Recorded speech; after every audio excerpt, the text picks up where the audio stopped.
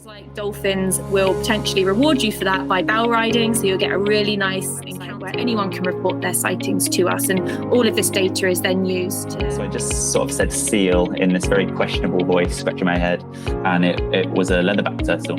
Her body, and she had 100 times more than the accepted threshold for PCB toxicity. And if you are in particular concerned in certain areas about things like killer whales, if you do sort of see them, there's some opportunities such as at the Trust, we do seasonal residential volunteering, so you can come and kind of get involved in absolutely everything.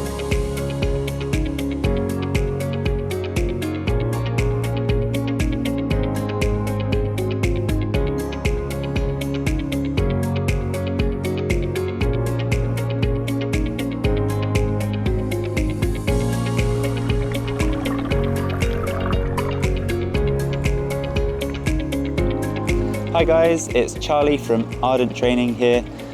Recently we were really excited to welcome our first special guest to one of our Masterclass webinars. We had the pleasure of hosting Sadie from the Hebridean Whale and Dolphin Trust. Sadie is the Education Officer with the Trust, and she spoke to us about what the HWDT do, how we can help get involved with their research and data collection. She also gave us some insights on how we can behave when we're at sea to minimise our impact on the marine environment and with the wildlife that we're encountering. She also gave some really useful tips and advice on how to get into this industry, how to start progressing your career in marine conservation and working at sea. So if this is the kind of stuff that interests you, then keep watching to see the webinar, and I hope you enjoy it. Firstly, just to introduce myself, I'm Stuart. I'm based in Scotland normally, but you can maybe see that it looks very bright outside my window. That's because I'm currently in New Zealand, here for some sailing teaching. And I'm an RWA Yachtmaster Ocean instructor and examiner. I've been working in the industry for over 20 years. So that's myself, and I'll hand over to Charlie. Hello everybody. Yep, so I'm Charlie, and I'm a content creator and instructor for Ardent Training. I've been doing that since the day skipper course was in its infancy, which is a few years now. I've been boat manager for the Hebridean Whale and Dolphin Trust. We're going to hear a lot about them soon. I've been boat manager for the last 2 years, and I was first mate since 2018, so a few extra years before that. And I currently live in Tobermory with my family. And tonight we've got Sadie from the Hebridean Whale and Dolphin Trust. So hello to Sadie. Hello. My name is Sadie. I work for the Hebridean Whale and Dolphin Trust as their education and sightings officer, which I've been doing for the past 2 years. I've been in kind of marine education since 2017. And my role is basically working with schools, delivering the WISE training for boat operators, managing the community sightings database whale track, which we'll talk a little bit about later.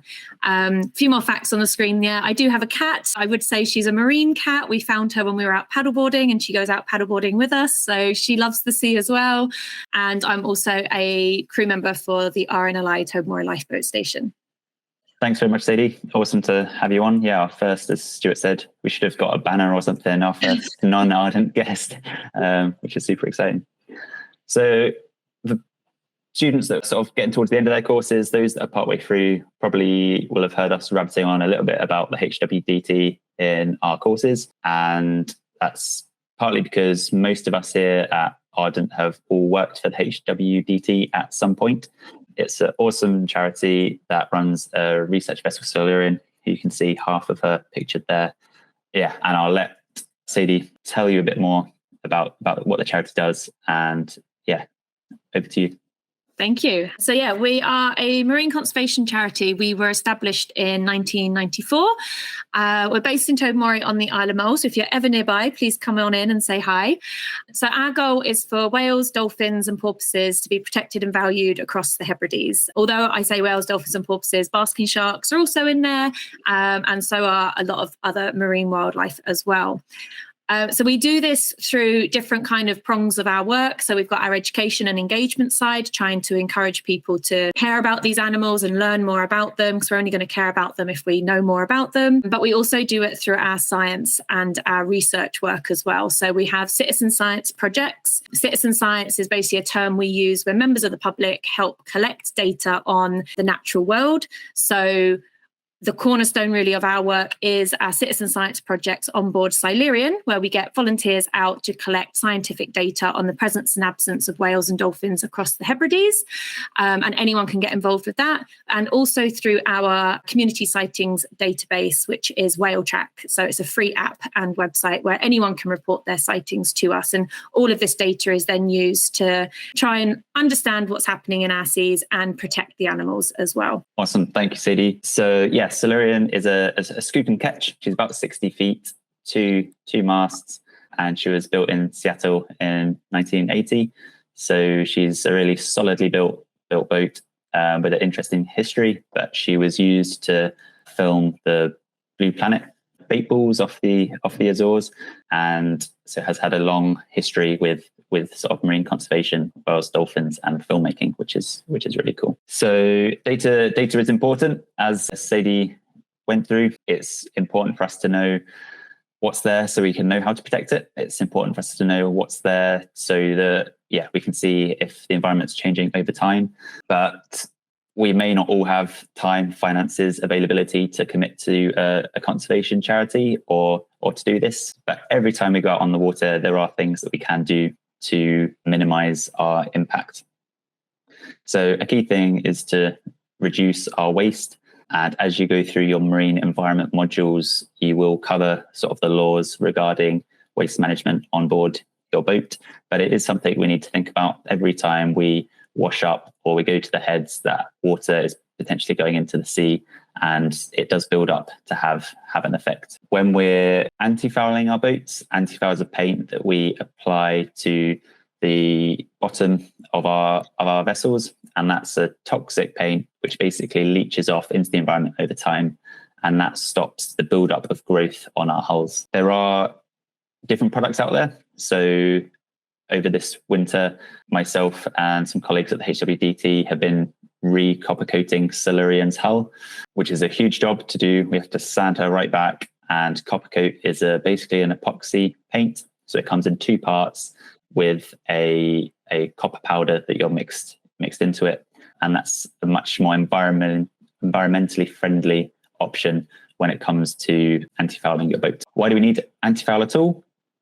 That's because we don't want to be transporting species around from place to place. If we're doing a long passage, we can have a lot of growth and we can take species across oceans and around the world. And that is really bad for invasive species, which is something that Sadie will talk about soon. That also ties in with anchoring. If we lift our anchor and we've got a load of mud stuck to the bottom of it and we don't clean that off, we're then taking big pockets of mud from anchorage to anchorage and spreading marine life around, which can also result in invasive species. The last thing that we can do to reduce our impact is how we interact with wildlife and reducing our disturbance with that. All of these factors, it's difficult to know what effect they're having on the environment. So Sadie's going to talk through some of the impacts that are actually felt in the real world at the moment. Thank you. So I think before I start that, the important thing to remember here is a lot of the things that we know is all based off of data that has been collected, whether by us or other organizations conducting the research. So data and evidence really is like the foundation of effective conservation. So we can only really enact change when we know what's happening and know why it's happening. So the data that is collected on board Silurian and through Whale Track. So if any of you were to submit your sightings on Whale Track, you would be contributing data to help us understand some of these really big questions and work out why some of the things like you can see on the screen is happening and the impact it's having on the marine environment.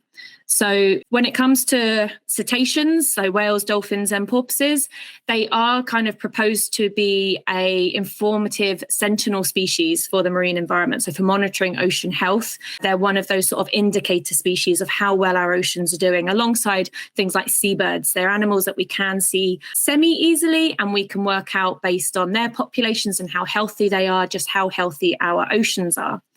So some kind of local examples of the impact impact of some of the things that Charlie's mentioned on our oceans. So I'll start with pollutants, and this can include things such as marine litter. It can include things like chemicals. These are all a threat to marine species. So an example of this is PCBs, which is polychlorinated biphenyls. These were widely used years ago. They were widely used in things like pesticides, hydraulic equipment, plastics, and they were banned in the 1980s. But once something's in the marine environment, it's actually really difficult to remove it. And these chemicals accumulate in the bodies of marine animals. So for things such as killer whales, they're the apex predator and they're at the highest risk of toxic buildup. So there's a bit on your screen there about Lulu. It's a very sad image, so I apologize for that. But Lulu is a killer whale that washed up on Tiree in 2016. And she was entangled, but she was also tested for any pollutants in her body. And she had 100 times more than the accepted threshold for PCB toxicity of any marine animal that they'd ever tested. And this caused poor health, infertility. She'd never had babies.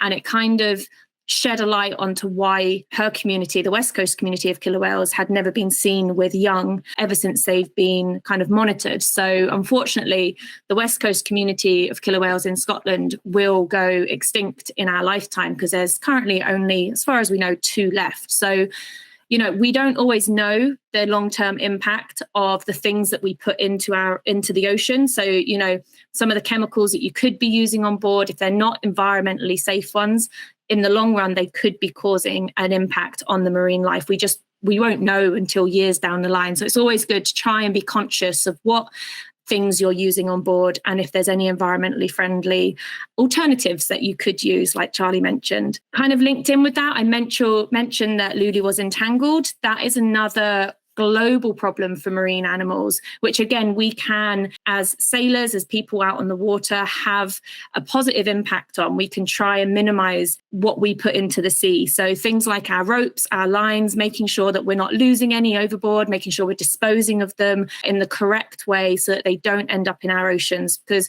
although a lot of entanglement is kind of fishing related, entanglement can happen with any form of marine waste, including ropes and lines. So it's just being conscious of how you're disposing of your equipment as well, making sure it's not ending up in the seas. And then Charlie mentioned invasive species earlier. I just wanted to touch on, although we are sort of a whale and dolphin charity, like in my previous life, I worked for RSPB and they had a partnership project called Biosecurity for Life. And that was trying to encourage water users, people with boats, people that were sailing around, visiting different areas, visiting different islands, to be conscious of any stowaways on board, because unfortunately seabird populations have in the past been decimated by invasive species, things like rats, things like mink, and they can get easily on board people's vessels. They can stow away in your luggage. So just be conscious when you are visiting different places. You know, you may just want to check the things you've got on board, make sure nothing's stowed away, and do have a look at their website. They've got lots of tips on how you can try and minimize the risk of stowaways going onto islands that you visit. Because we all want to make sure that the islands that we visit stay pristine and the animals that we're going to visit remain safe and healthy there. That's awesome, Sadie. Thank you. Myself and a few other people at Ardent have managed to sail to South Georgia, and they is an island that's had a really successful rat eradication project. And so the laws on visiting there are incredibly strict. And a dog comes on your vessel sniffing for rats before you leave. You have to have rat guards on your mooring lines so that rats can't get off your boat onto the island. And it's taken really, really seriously. So as well as thinking about it, there's also laws and legislation, and we should be aware of what that is before we're going to places. With invasive species and anti-fouling, I think there's a slide on it in the marine environment module. But I was on a yacht called Sea Dragon, sailing halfway across the Pacific, and when we got to a marine protected area to do some conservation work, and we had to jump in the sea with scouring pads and scrapers, snorkel around the boat and clean off the hull before we could go into this marine protected area. And it was fantastic. It wasn't a chore at all. It was lovely and warm, blue sea, fish swimming around. It was lovely. But those are the steps that we have to take to minimize invasive species and protect the environments that we're in. Another resource that Stu has put in there is the green blue. and that's part of the RYA and is a really good website. Lots of information about reducing your impact and about laws and legislations for people on the water. So there's lots of laws concerning, as well as the impacts we have indirectly, so the stuff we're putting into the sea, but also directly with how we interact with wildlife. And you'll go through some of those laws in the marine environment module as well. But we've asked Sadie to just give her 5 top tips to make sure that we can minimize that disturbance to wildlife sort of face to face. Excellent. Thank you. So my top tips kind of stem from the WISE training that I deliver to boat operators. So we deliver that once a year. So if you're ever interested in booking on, please have a look. There's one coming up in March. But I think the top tips are kind of based on that, which really are effective if you do put them into place. One of the key ones is to let the animal control the encounter. It can always be easy to kind of get really excited about wanting to see something, wanting to get close enough to something to really get that nice encounter. But if you let the animal control the encounter with you, then you're always going to get a much nicer experience, because they'll potentially stay a bit longer and they might get a bit closer to you because they can see that you are just sitting back and letting them come to you. So yeah, I'd say the first thing is to let them control the encounter, let them come to you. Don't always necessarily go, full steam ahead towards them. When you do encounter marine wildlife, there are the guidance is kind of like slow down. So go down to like 6 knots or less. So sort of like take a nice sort of step back and maintain a steady course and speed. So I think the key thing with marine wildlife, with, dolphins and in particular, like some really large whales, is like whales in particular, they can't change direction really, really quickly. So, you want to make sure that these animals know where you're going, how fast you're going, so they can predict your next move and make sure that they can get out the way. So maintain that steady course and speed. Things like dolphins will potentially reward you for that by bow riding. So you'll get a really nice encounter with them. They'll get nice and close to the boat because they'll just enjoy spending time around the boat. Do keep your distance. Obviously, they can come to you, and obviously they need to get close if they're going to bow ride. But for you should keep your distance. You should stay about 100 meters away from the animals. If there's any young in the area or if they're feeding, ideally 400 meters away, just to give them that extra bit of space to continue their feeding behavior and to make sure their young are safe. But if you are approaching and obviously staying that distance away, you want to do it from like an oblique angle. So you don't want to come directly behind them or in front of them. You don't want to startle them. You want to kind of come from the side and keep that nice distance, and make sure you're leaving plenty of room for the animals to leave. Don't pen them into the shore, and also don't pen them in between multiple boats. Which leads me on to my next top tip is 3's a crowd. That's a good phrase to remember. Like if there are multiple boats in the area already watching these animals, ideally you should move away so you're not sort of penning them in. And if you're watching animals and other boats arrive, consider moving away and letting the other boats then sort of enjoy watching them. So kind of what you're thinking about here is that accumulative effect. You could be with them for just a few minutes, but if multiple boats throughout the day are with them for a few minutes, they're never going to be let alone. So consider that accumulative effect. And then the last one is to not overstay your welcome. We kind of recommend 15 minutes is a good length of time. And then really you should be moving away from the animals. To be fair, some of these animals don't allow that. Like common dolphins could stay with you for ages, bow riding. Again, they're controlling that encounter. But ideally, you want to try and leave these animals at no more than 15 minutes with them. And then, leave them be and let them continue on their natural behavior. That's awesome. Thank you, Sadie. Your first point about letting the animals control the situation, I think is massively important. And on Silurian, which is the picture on the right there, that's looking down from the crow's nest on Silurian, we're out surveying for whales and dolphins throughout the year. And those encounters where you turn the engine off or you're sailing and you're less maneuverable and they come to you is really quite amazing, because a lot are interested, especially up here in Scotland. Common dolphins will often come over, bow ride for anything from 30 seconds to 30 minutes or longer, looking like they're really enjoying the boat. And we just maintain our course and speed, and it's amazing for everyone on board. The other thing as well is juvenile minke whales. So those smaller minkies seem to be way more curious. So turning the engine off and sitting still on a calm day and seeing a small minke whale just come underneath you and check you out is really quite amazing.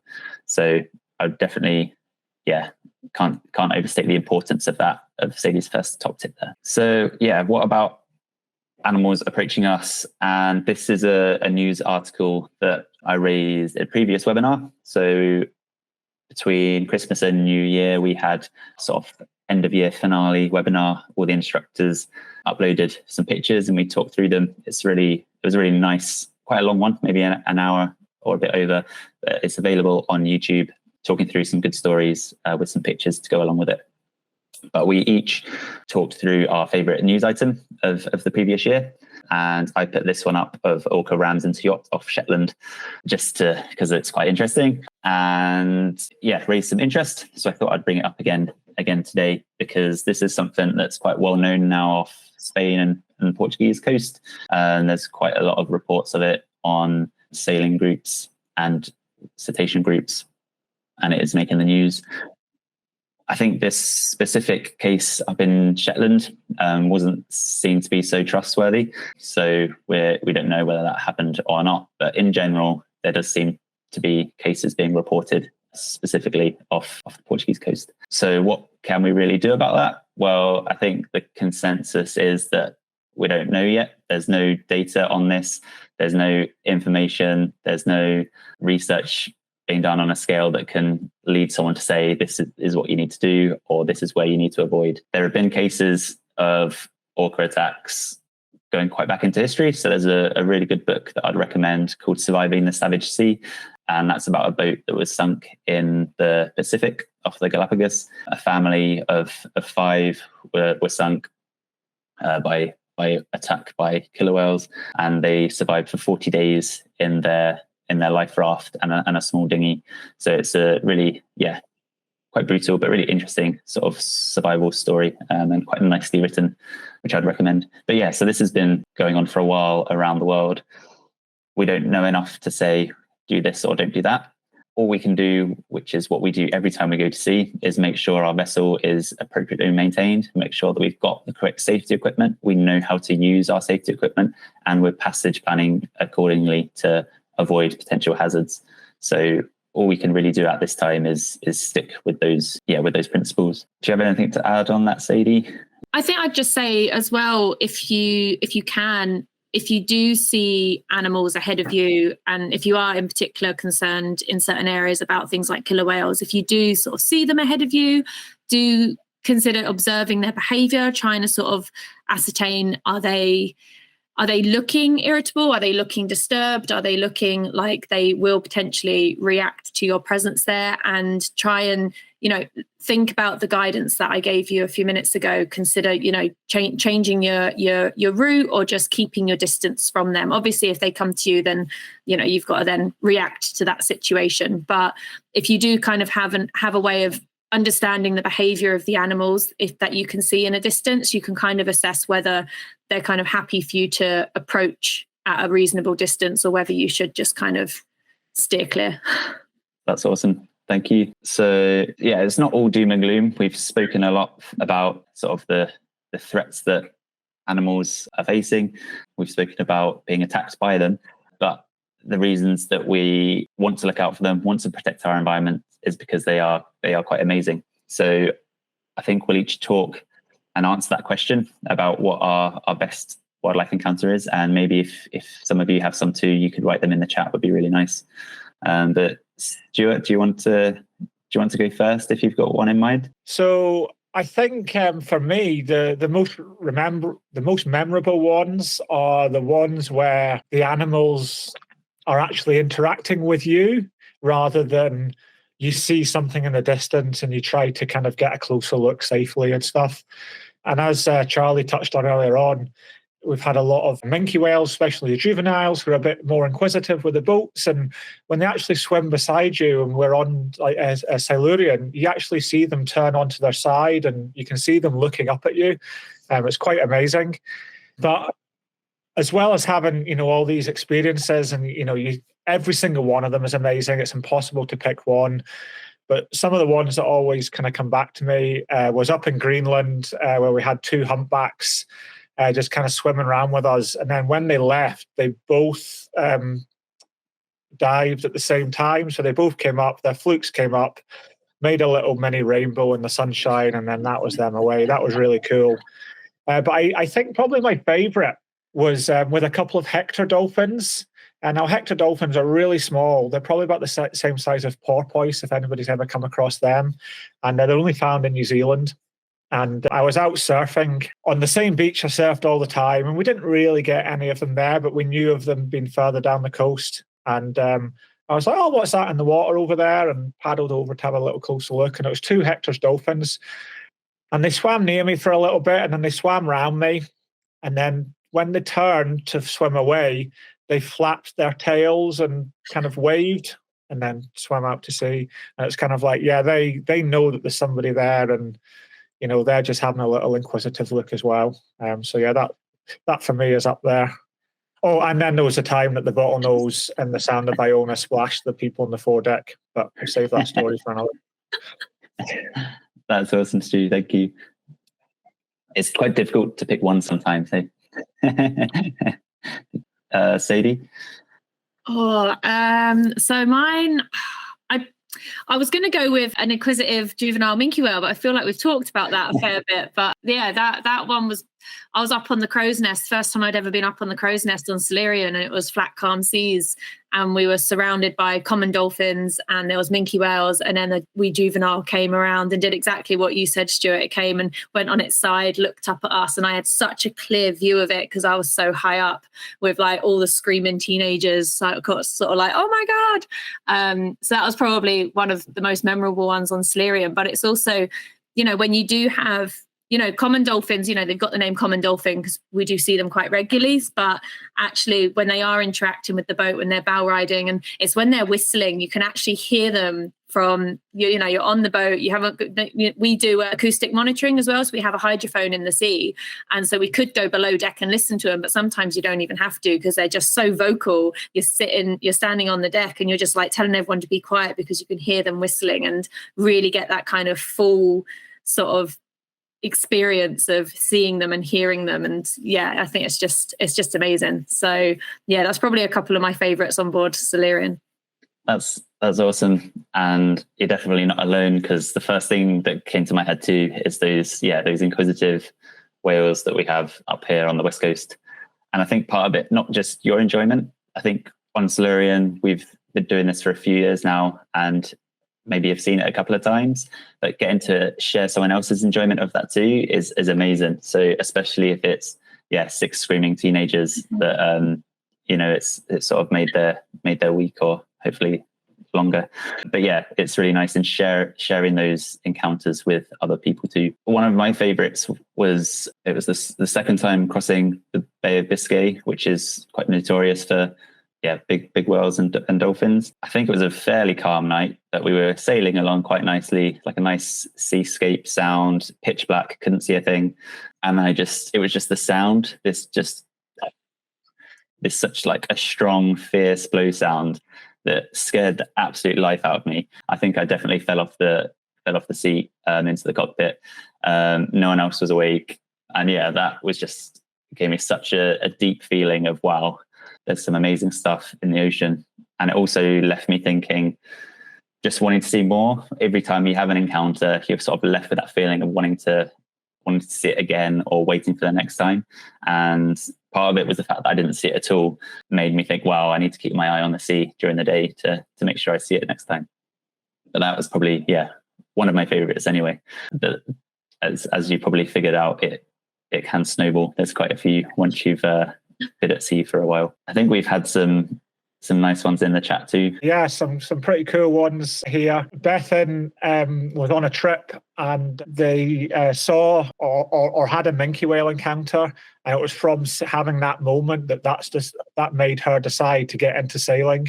So the reason she's here, the whole idea to do a course in sailing was because of having a minke whale encounter and wanting to go out there and hopefully have many more encounters. So that's a really cool. That's awesome. one. Yeah, Rory had a couple of basking sharks in Ireland.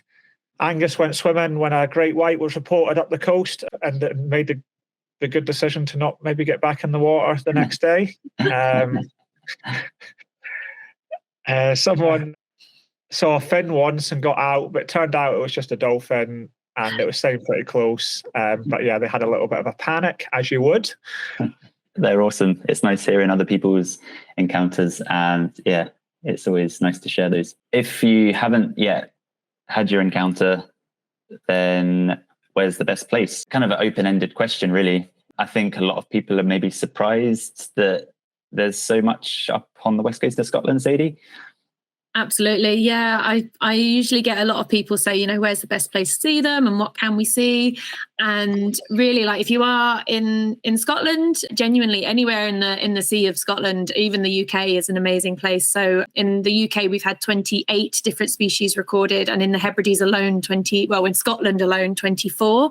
So, that's incredible in itself, how many species that we can see in Scotland and in the Hebrides. So yeah, I always struggle to answer that, especially around Scotland, because it's like, whenever you're near the sea, just keep watching, because you're bound to see something if you watch for long enough, because it's just the amount of diversity that we have is just incredible. So yeah, if you're not from the UK or Scotland, come and sail to us, because yeah, hopefully you'll see some really cool things. Absolutely. But there are plenty of hotspots elsewhere. So most of you may be aware, but up in Canada, sort of around Vancouver Island, is a huge hotspot for killer whales, with a couple of different resident pods, I think, Sadie. Yeah, absolutely. The southern resident killer whale pod, they're one of my favorites. That's on my top of my bucket list, is to go there, because there was an individual I learned about called Granny years ago. She's like holding the record for the oldest killer whale in the world, I believe. She was like 104 years old. She's died now, bless her. But yeah, southern killer whale residents there. You've got humpbacks there. It's just an incredible place, Vancouver. So yeah, if you have been there, I'd be very jealous. I think a bit further down the coast too, it's great for blue whales. So Baja, California, off of Mexico, is a breeding ground, and you get a lot of blue whale calves and also grey whales in that area. But plenty of stuff in the southern hemisphere, Stuart. Yes, as I say, you get them all around the coast of New Zealand, and as someone else obviously mentioned, Australia there as well. The main hotspot down here is Kaikoura, which is on the east coast of the South Island of New Zealand. There's a really deep water cold trench which comes up from Antarctica, which provides a lot of mixing and provides great feeding grounds. And I don't know the number of different species they get there, but it's massive. Even the harbour I sail out of here, it's a fully enclosed harbour, but we still sometimes get whales in there. So I've never seen them in the harbour, but the killer whales have come in the harbour before. But I have seen southern right whales in the harbour sleeping. Not the best place for them to go for a nap. I think they soon moved out once they realised how many boats there were. And then a little bit further north of us, down in this corner of the world, is Tonga, and it's a big hotspot for humpbacks. That's where they go to breed, I think. Someone's going to have to correct me on that. But anyway, they go there, and in their hundreds, I think, and potentially even thousands. There's plenty of stuff around. I think one of the key things I thought of when sort of putting this together is just never underestimate just looking, because the more you look, the more you see. And for me, ocean passages have been amazing for that. Granted, my first sort of big ocean passage was from the UK down to the Falklands, and that was on Song of the Whale, and we were surveying the entire distance. So we were specifically looking out for marine life and recording it. But I think that probably put me into a habit after 2 months of doing it, that every time I get on a boat, it's sort of staring at the sea for what you can see.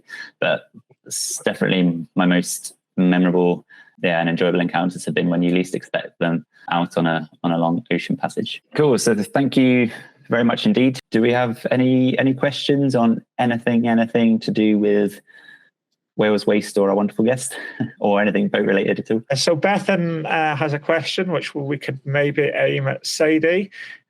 What would you recommend to someone interested in moving into marine conservation but who doesn't have a lot of prior experience? What sort of things should they get into first? Oh, that's a really good question. So I'm kind of gonna base it on my experience, but also experience that I know of other people. So I had absolutely no background in marine conservation prior to 2017. I didn't study it.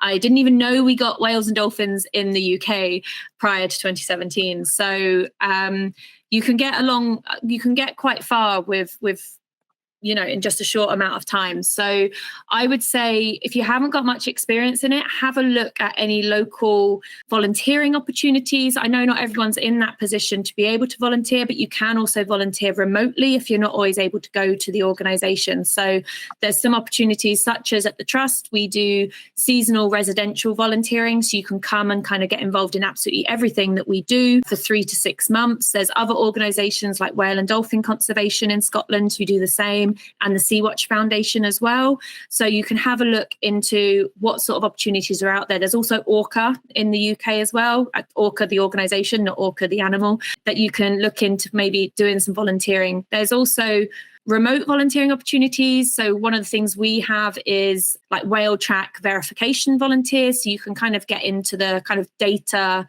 handling side of marine conservation, if that's sort of the area you want to get into.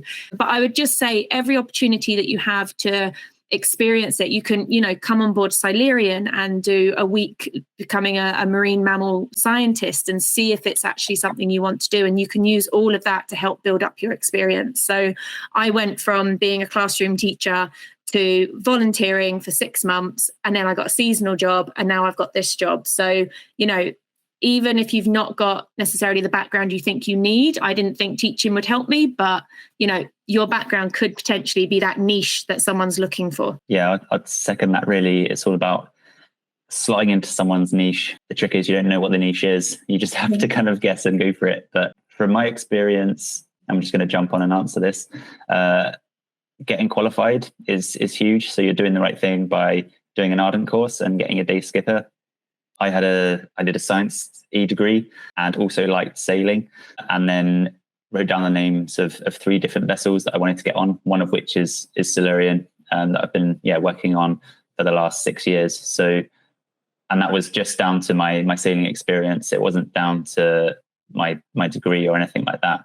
So I'd definitely recommend getting qualified with sailing stuff, powerboat stuff. So your powerboat level 2 is a great investment, a 2-day course. You get to play around on a boat all day, and you leave with a qualification that is really sought after with a lot of marine conservation work. And I guess diving tickets too. I mean, it's obviously if they're affordable, but the more qualifications you have, I think are a great investment in yourself and your future. Cheers. Thanks both for that. Just got a couple of points, I think, from both of them have come from Joe here. One was him just questioning about the orcas on the Spanish coast, which I've just popped a little answer in the chat, if that's of interest to anybody. But the other question is, has anyone had a turtle encounter while sailing? These creatures really need our help and protection, and I imagine an encounter would be pretty magical. Yeah, so that was on Silurian. It was quite an odd time because it was during COVID, so we didn't have any volunteers on board. So normally we've got 10 people on board. The boat's a busy place. We're doing our survey protocol. But during the 2-3 years of COVID, we didn't have the volunteers on board. So it was just 3 crew, and we towed the hydrophone. So we were collecting acoustic data only. And I was at the helm with no one else on deck and saw something in the water. It looked kind of log shaped, so assumed kind of a seal. But then it had sort of bumps along its back. And it was getting quite close at this point. It was probably maybe about 20 meters off, and it would have passed us about 3 or 4 meters off our beam. So we were getting quite close to it. So I put the boat in neutral. And the first thing that came into my mind after seeing all these ridges was it must be some sort of reptile.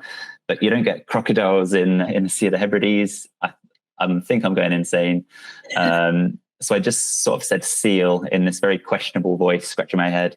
And it was a leatherback turtle. So this, huge, mature leatherback turtle. It was a couple of meters across, and it was incredible. An incredible encounter, but something so different to what you might expect to see up in Scotland. After seeing it and realizing, well, actually, no, it's not that uncommon. They do come through every couple of years. There are sort of a fairly consistent I think, record of their sightings.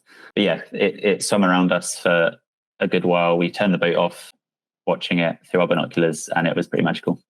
Charlie, where was that? That was about probably 15 miles west of Rum.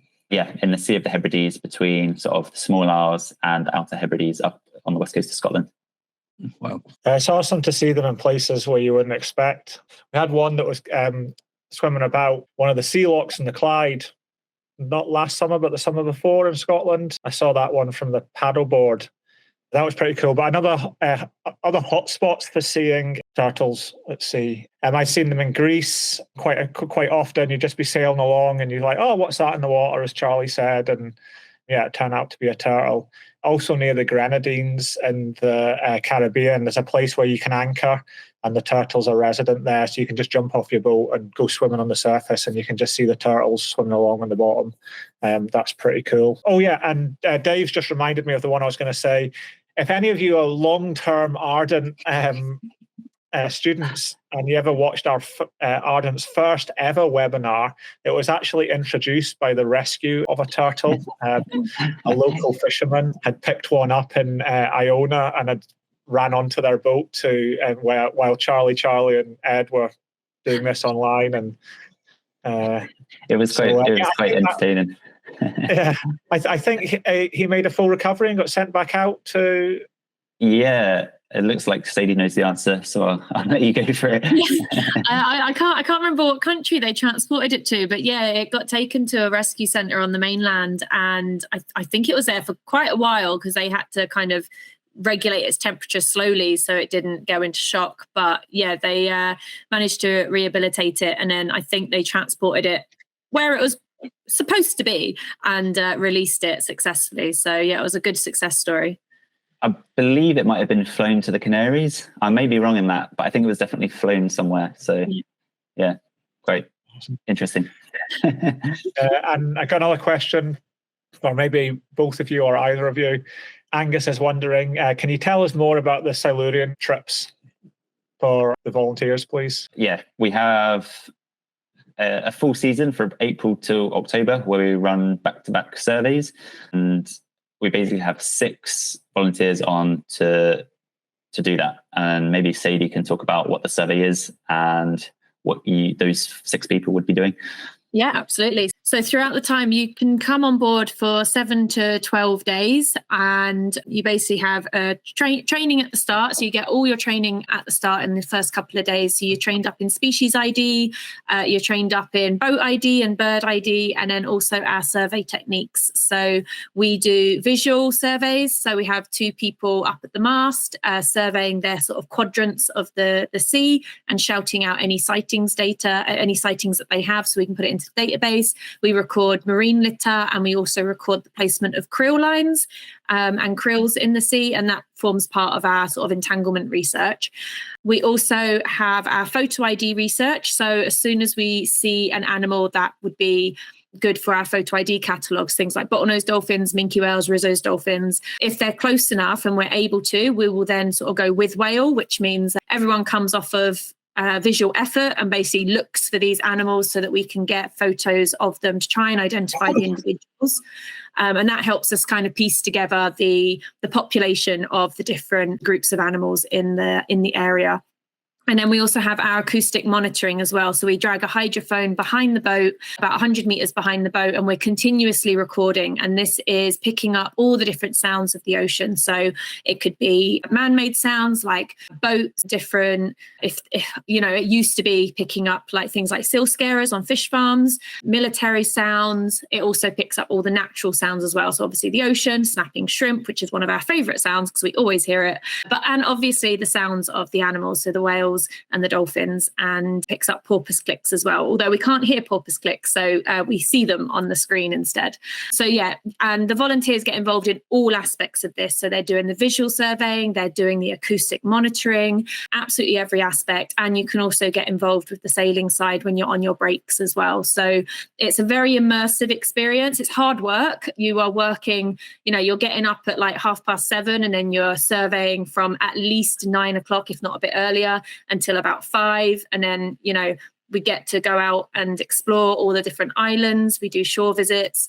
So it's a really immersive experience, very full on, and you make really good friends as well on board because everyone gets to know each other very well in such a kind of enclosed space for such a long time. So it's well worth looking into if it's something that you would like to have a go at and experience. Also, we do it for teenagers. So if you've got any teenagers in your life that wants to move into this, we do 2 teen trips a year. This year, I think they're fully booked. So keep an eye out for next year's. But yeah, 2 teen trips a year. 16 and 17-year-olds can come on board as well.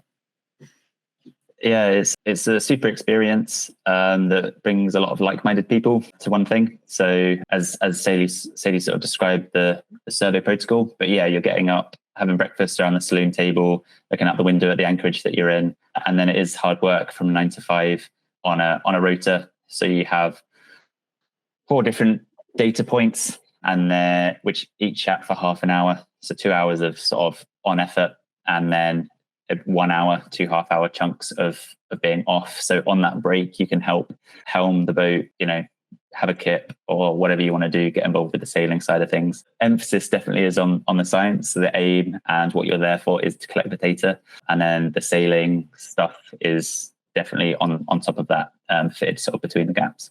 The only difficulty, or one of the difficulties, is steering Silurian in a straight line because she has a hydraulic wheel. So there's very little feedback, and she has 14 turns from full lock to full lock. So yeah, she does take a bit of getting used to, but she is a really brilliant boat, very seaworthy, very solid, and is a great platform for the work that the Trust does. I've got another question. Someone's just asking, yeah, it's great going out in the water, seeing the whales and dolphins, but if you've got like friends or family who maybe don't want to go out on the water, is there a specific good spot for them to go to maybe see some of the marine wildlife? I know that Charlie touched on the Californian coast, and I know that you can see a lot of them from the coast, but is there somewhere closer to home that you'd recommend for those wanting to see what's on the water without actually having to go on a boat? So I'm assuming you mean close to home as in like UK, Scotland sort of? Yeah, base? UK, Scotland. Perfect.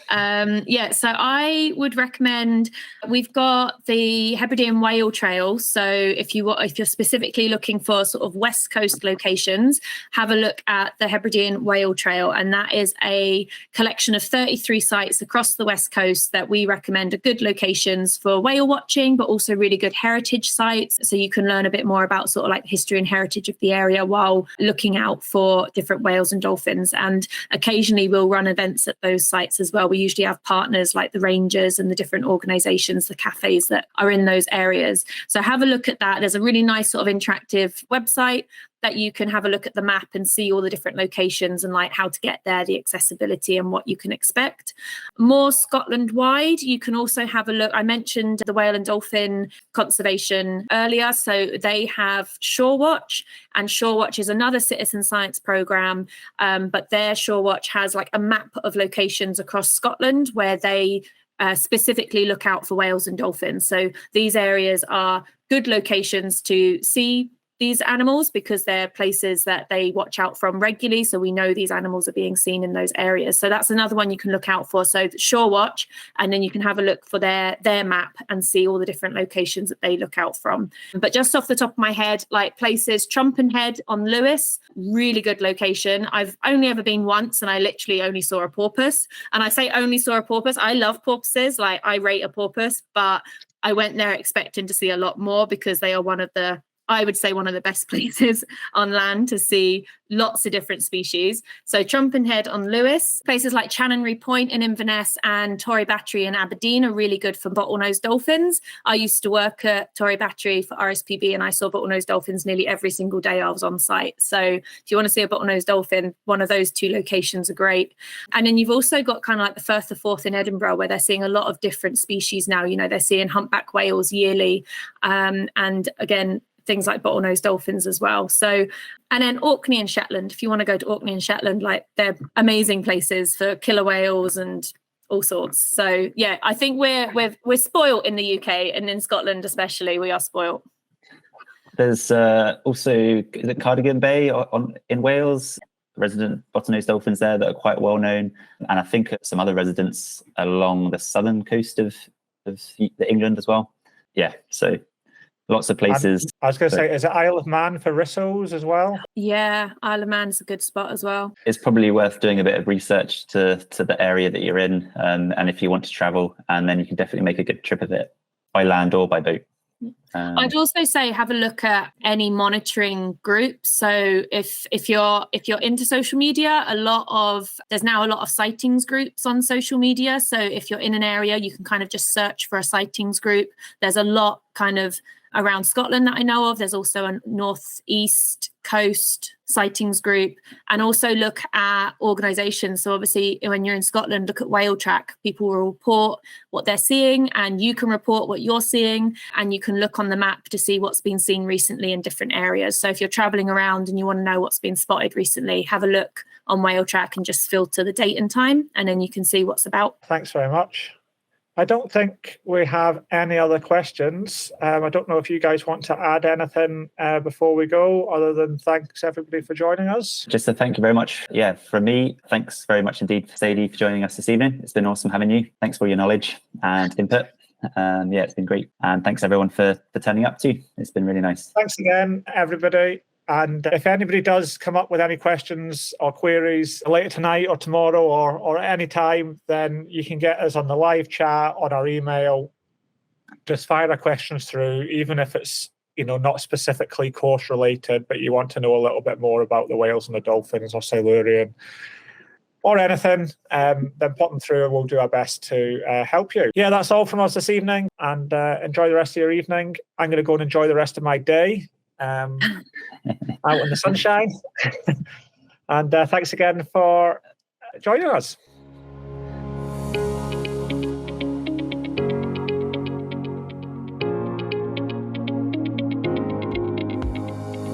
Okay, Charlie, when the house bears about 270 degrees. Information to work out our distance from the lighthouse and use that. We might be perfectly on track, but if we're not on time... Just have a look. I've got my phone here at the effects it has on our steering compass. Our echo sound is working. We can find a contour and follow it nicely into port. Our left hand is pointing towards the centre of the low.